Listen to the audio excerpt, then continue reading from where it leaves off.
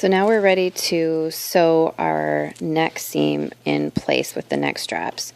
So go ahead and place this under, well, first of all, make sure that you have your machine set to regular stitching. We did the basting, but now we don't want to be basting anymore, so make sure you set your machine back to what it's supposed to be, regular stitch length.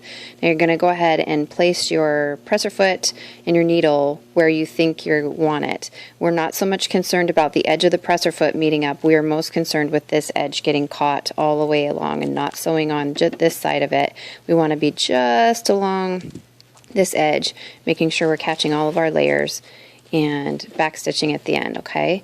So we're going to go ahead and put our presser foot or our needle down.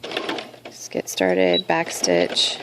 Okay, now when you're sewing, you're going to be sewing over lots of layers here, and sometimes these machines might want to get a little bit stuck. If that happens to you, you can kind of go ahead and underneath, put your finger just a smidgy underneath the presser foot and just give it a little bit of a push.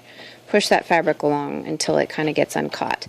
Make sure not to sew over your fingers. Do not get your fingers so close to the needle. If you go above the presser foot and try and do stuff, that's when you can get your fingers caught. But if you just give your fabric just a little push underneath the presser foot, that'll help it to move it along. You may not get it stuck, but if you do, that's the way to do it. So now you're just going to run the seam, again, watching to make sure that you're right along this line, the fold line, and not over it. And sew at your speed that is comfortable to you. Don't worry about all these little threads, we'll get them later. Those are from the basting stitch. Go all the way off, and when you get to the edge, back stitch at the edge. Okay, and then make sure you clip all of your threads, but see how I've got this really nice stitch. I have stayed all the way along the edge and now it's secure. So I've cut all my threads and everything is nice and clean. I'm going to take it to my iron and go ahead and press that seam that I just did. I want you guys to get in the habit of pressing everything. You sew, then you press. You sew, then you press. Then you come over here and you're going to just press the apron neck strap up into position. You're going to just press that right on the fold line. Press it really good. This is thick material and you want to tell it where to go. It needs lots of steam and heat. Press that into position, and now we're going to go back to our sewing machine and we're going to sew this in place. We're going to do a regular stitch right along, just from here to here, right along this edge, and it's going to be thick, so you're going to have to maybe help that fabric through. So to here, back stitching both sides, and here to here, back stitching both sides, and then that will be a complete, your apron neck strap will be finished.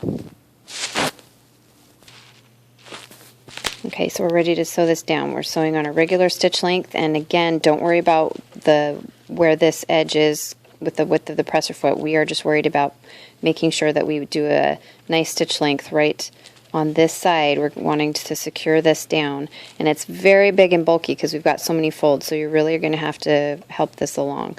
Go ahead and put your needle down, take a couple stitches, back stitch, and now we're going to go forward, and we're just right on the edge of this fabric.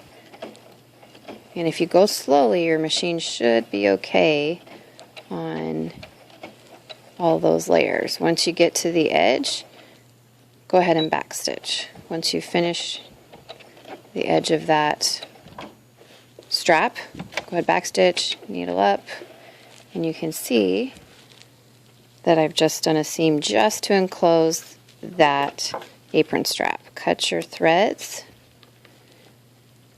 nice and close, and you can see how now it's nice and secure. That won't come out. So it's secured in several different places, so this is a really, really good way to do a neck strap. It's not going to come undone anytime soon.